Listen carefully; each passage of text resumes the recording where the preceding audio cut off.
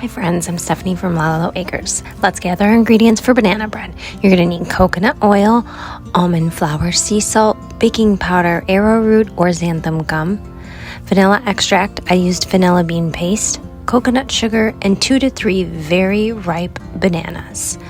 So let's start by preheating your oven to 350. You're going to take your bananas and mash them really well. Get them super soft.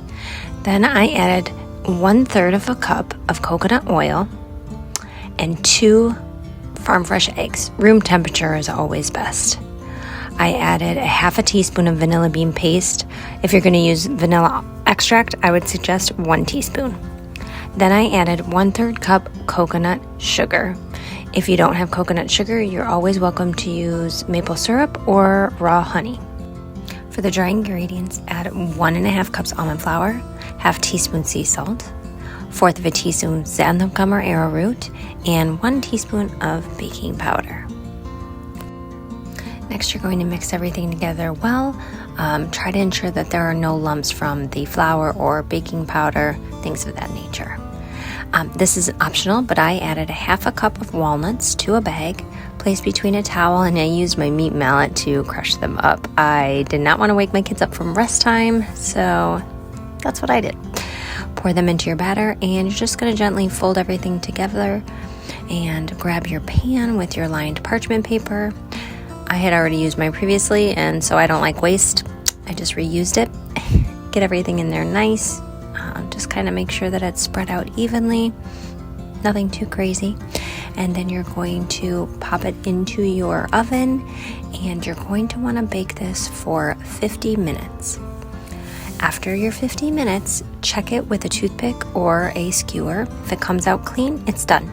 Now I would say 55 minutes would be the best. The kids just woke up from a rest and they can smell the bread. So it's not fully cooled. I always recommend letting it fully cool before you cut it, but they really want to try it. So I'm going to cut a small piece off and show you and get some for them because they are just waiting. I'm going to start on the end here. I'm just going to cut it ever so gently. Oh yeah, look at this. So warm and dense. Look at how soft that looks. All the banana, and there's some walnuts in there. Whoa, I got butter here. So we use butter for everything. I mean, I guess it is great to just dive right in when your bread is still warm. Seeing the butter just... I'm gonna take some for them now, but we gotta see how it tastes.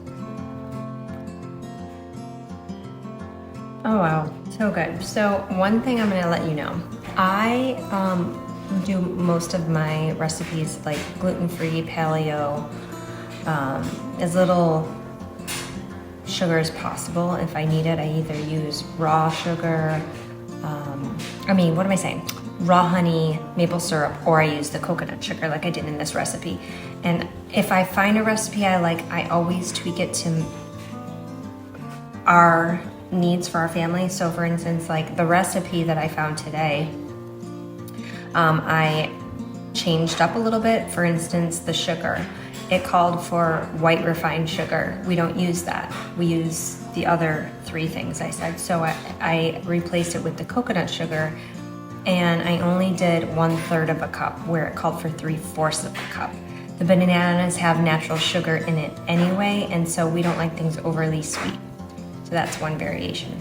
So with that being said, if you're looking to have a more paleo lifestyle, cutting out the processed sugars, refined sugars, things of that nature, that's definitely a path to consider. Maple syrup is another great one. Yeah, some of these things are higher on the glycemic index, but they're still better for you and better options. And you can use less of it because it is so sweet. So this is amazing. This bread turned out fantastic. I love how soft and warm it is, and there's the walnuts in there.